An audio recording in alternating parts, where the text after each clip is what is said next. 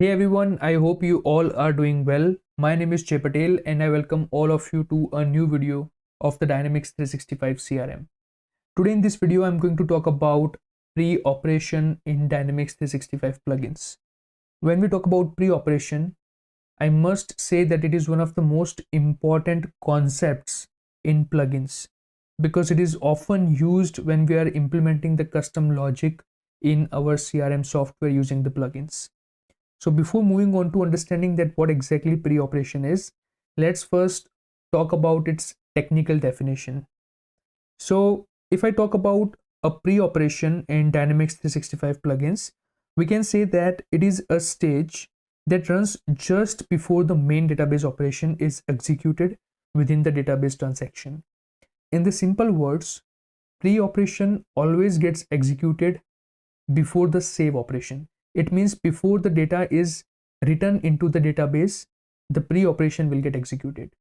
And what is the main use case of it? We can say that this stage is used for tasks like modifying field values, preparing data for the main operation, or executing logic that requires the transaction to be active.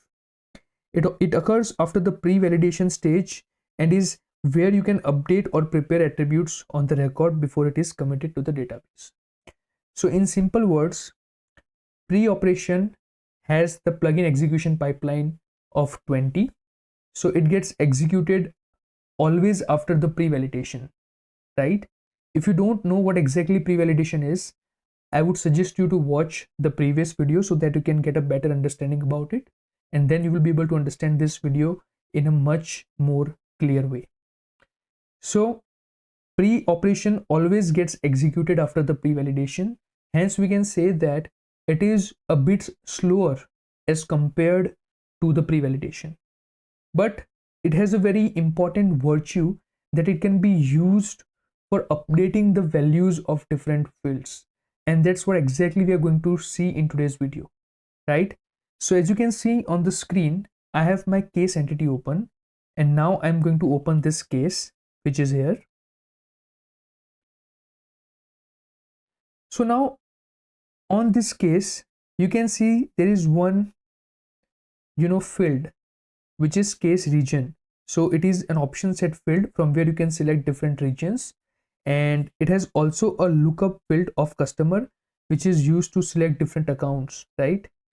So what kind of scenario I want to develop here in this video is that based upon the customer we have selected, the case region should get updated.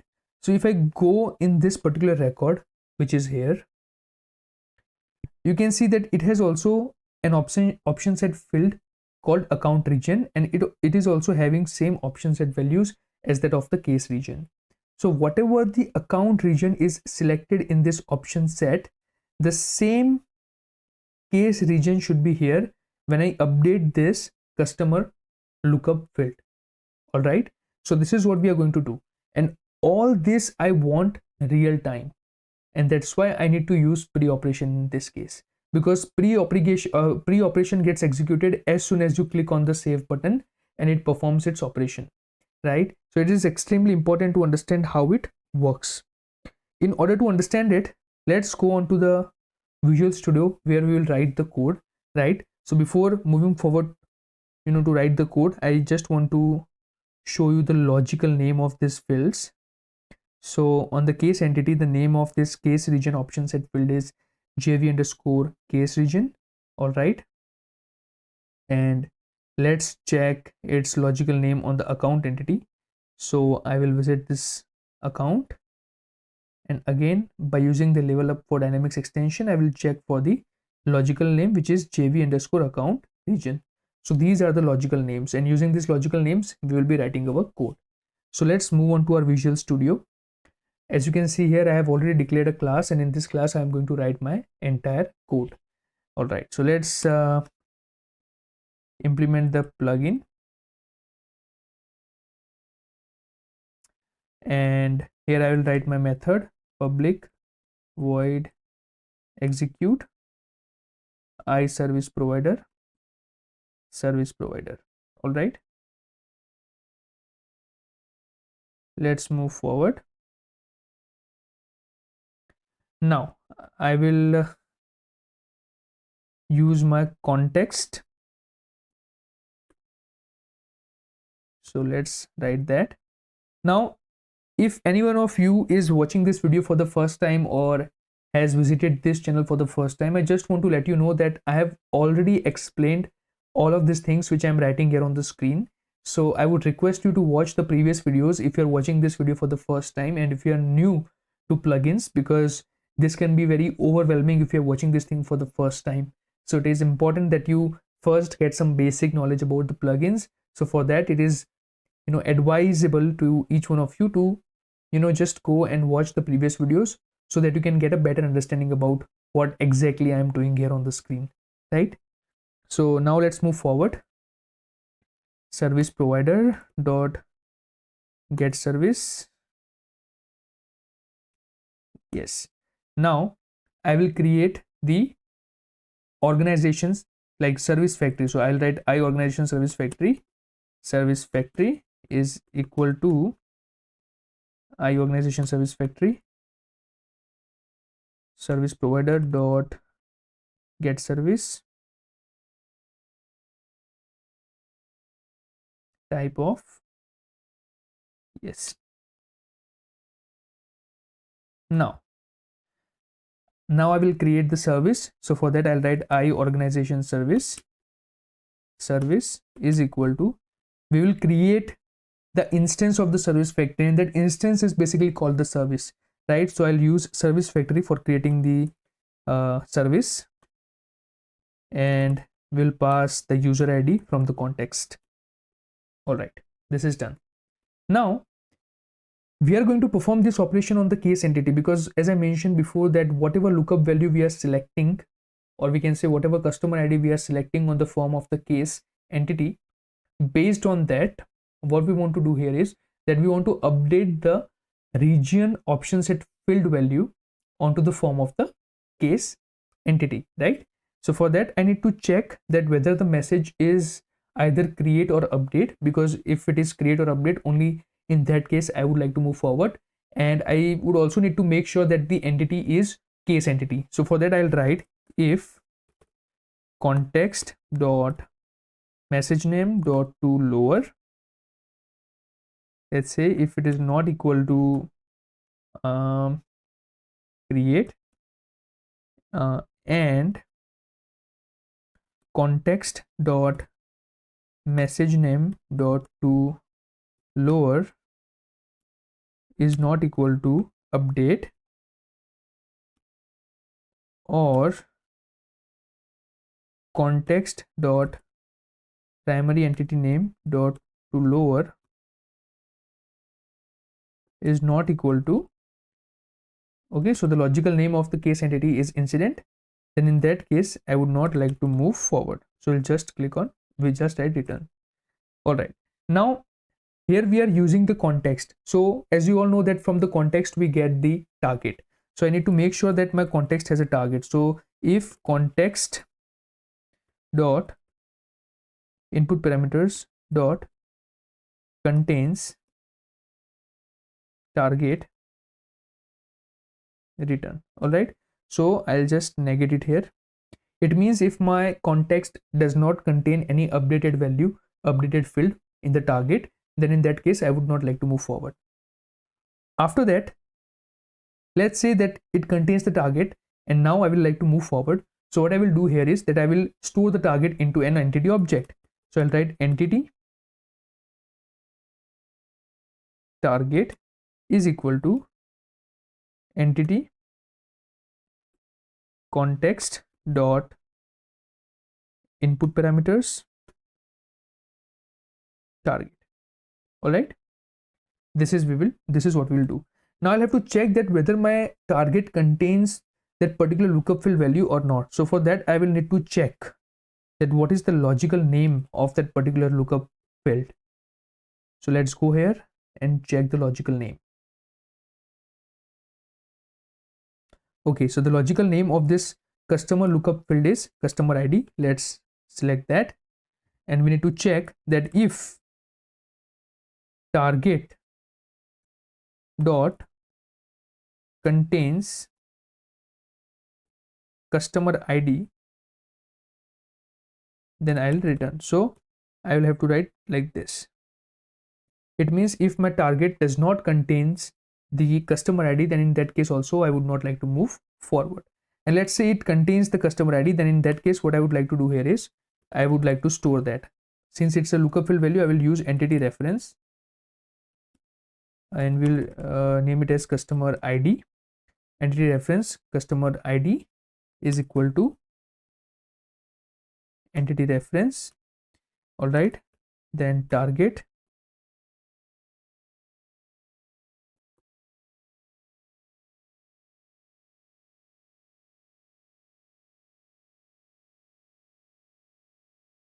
and customer ID. All right, so we have got the customer ID from here like this. Now I would also like to make sure that the uh, customer ID dot logical name, if it is not equal to the account, then in that case also I would not like to move forward. It means if it is not an account entity, then in that case also, like if the lookup field which has been selected, whatever the value which is being selected in the lookup field, if it is not an account, then in that case also I would not like to move forward, right? So let's say that it is an account. So what we will do next, the next thing which we will do here is we will try to get the account region from that particular account record which is selected as a lookup field value on the case form, right? So for doing that, what I will write here is the account is equal to, I'll be using service dot retrieve. So basically we'll be using service dot retrieve in order to retrieve that account region from here. So I'll be writing the name of the entity which is account. All right, and then we will pass the customer ID. So that's it, and we'll write new column set and whatever the name of that field is, so jv underscore account region. All right, this is what we want.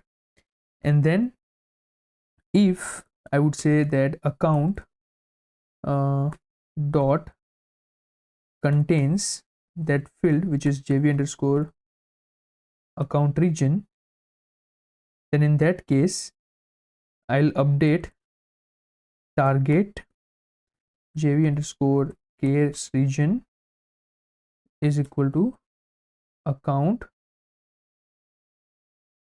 jv underscore account region. All right, let me make sure that it is in the double quotation, right? That's it. So this is the code which we have written, and it is pretty simple, where what we have done is, first of all, we have checked that whether this is a create or update operation and whether the entity is inserted or not. If it's not the case, then I would not like to move forward. Then I checked that whether my context contains the target or not. If it does not contain the target, then in that case also I would not like to move forward. Then if the context contains the target, then in that case I'm storing that target into my entity object, and I'm checking that whether the target contains the customer ID or not. If it contains the customer ID, then I'm storing, like I'm getting that customer ID from that lookup field, and then what I'm doing here is I am retrieving the account region from that customer ID, and then I am updating my case region with the account region, right? So this is what I'm doing. So this is the code. Let's just save it up and build the solution. All right, I'll go here, open the solution explorer. All right, and let's open in file explorer, object, debug, and let's copy this up. Right now I'm going to open my XRM toolbox and click on register new assembly. Right,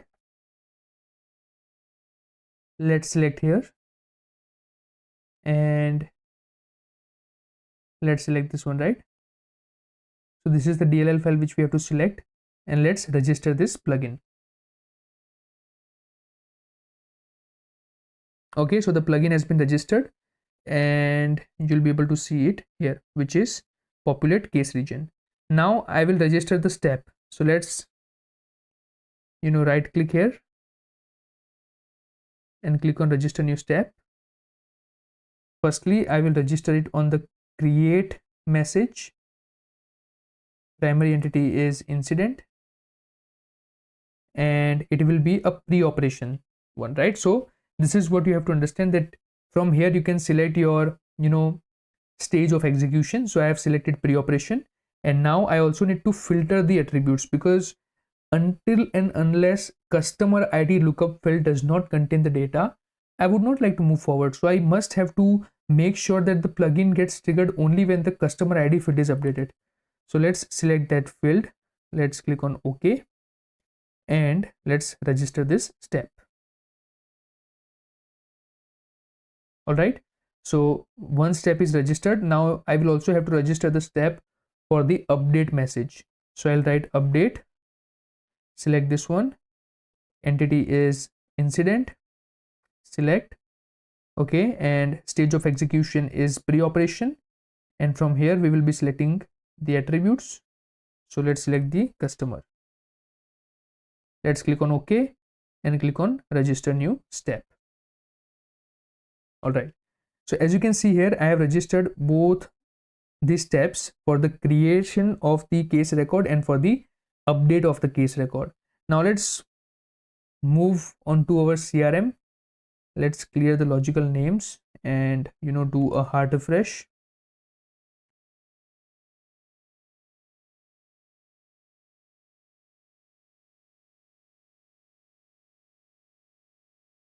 In order to get the latest changes, right?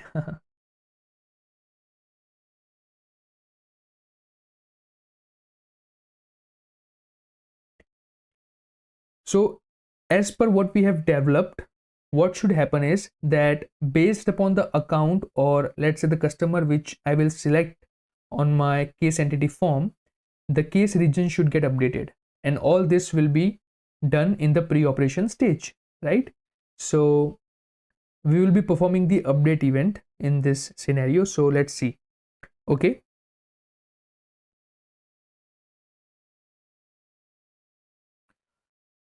so as you can see on my case, currently the case region is America, and the customer which is selected here is Adidas. I'm going to remove this one. It means I'm performing an update operation, and let's select some other account, and I will be selecting this one, right? Decleos Academy. Now let's click on save and see whether the case region gets updated or not, right? So let's see. So now while you are able to see this saving onto the screen, the pre-operation is getting performed during that time, and as you can see here, the case region has been updated to Asia. And if you just go onto this account and check that what is the account region here, you'll be able to see that it is already what? It is Asia, right? So this is what we have done in the update event. In the similar way, if I would like to create a new case record and check whether this thing is getting performed or not, we can also do that, right? So let's go here and let's click on new case, and let's give our case a name which is demo case. Let's select our customer from here. So this time I'm going to select Adidas, and let's click on save.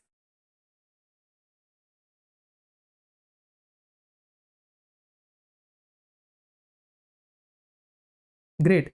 So as you can see here, the case region is populated, and if we go here and check that what is the account region for this particular account, you'll be able to see that it is already America, right? So this is the example of pre-operation, where when you click on the save button, the pre-operation starts its execution and it updates the attribute values based upon the logic we have developed.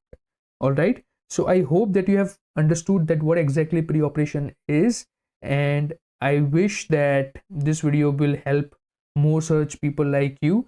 And in order to make that thing happen, it is extremely important that you share this video with your friends so that they can also watch it. And please make sure that you subscribe to this channel so that I feel more motivated to upload more such videos, right? And once again, thank you so much for watching this video till the very end. It really means a lot. Thank you so much.